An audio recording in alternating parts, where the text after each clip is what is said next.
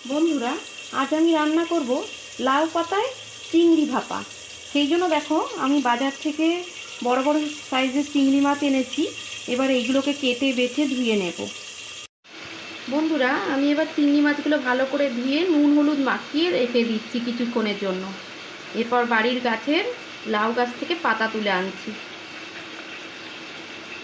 দেখো বন্ধুরা, আমার চিংড়ি মাছগুলো ভালোভাবে নুন হলুদ মাখিয়ে রাখা আছে। এবার আমি বাগান থেকে কিছুটা লাউ পাতা তুলে এনেছি। এগুলো ধুয়ে মুছে একটু গরম জল দিয়ে ভাপিয়ে নেব। এইদিকে দেখো গরম জলটা আমার হয়ে গেছে।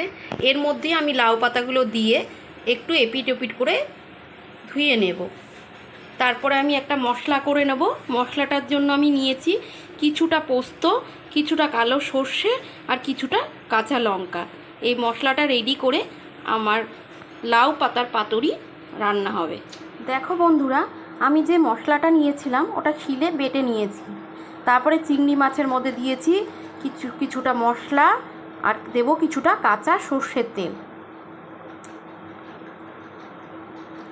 তারপরে যে লাউ পাতাটা রেখেছি তার মধ্যে চিংড়ি মাছ, মশলা মাখানো চিংড়ি মাছটা আর একটা করে লঙ্কা দিয়ে আমি কড়াইতে ভাপিয়ে নেব। তোমরা যদি আমার এই রেসিপিটা করতে চাও তাহলে পুরো ভিডিওটা অবশ্যই দেখো। মশলাটা পুরোপুরি মাখা হয়ে গেছে।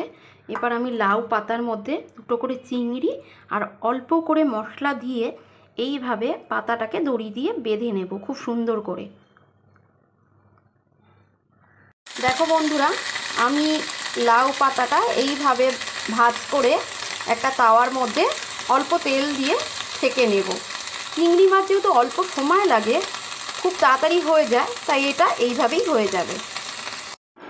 দেখো বন্ধুরা, আমার লাউ পাতায় চিংড়ি ভাপার রেসিপি কমপ্লিট। রেসিপিটা হওয়ার পরে এরকম লাগছে দেখতে। তোমরা যারা আমার ফেসবুক থেকে দেখছো বা ইউটিউব থেকে দেখছো তারা প্লিজ কমেন্ট শেয়ার করে দিও আর লাইক করে দিও।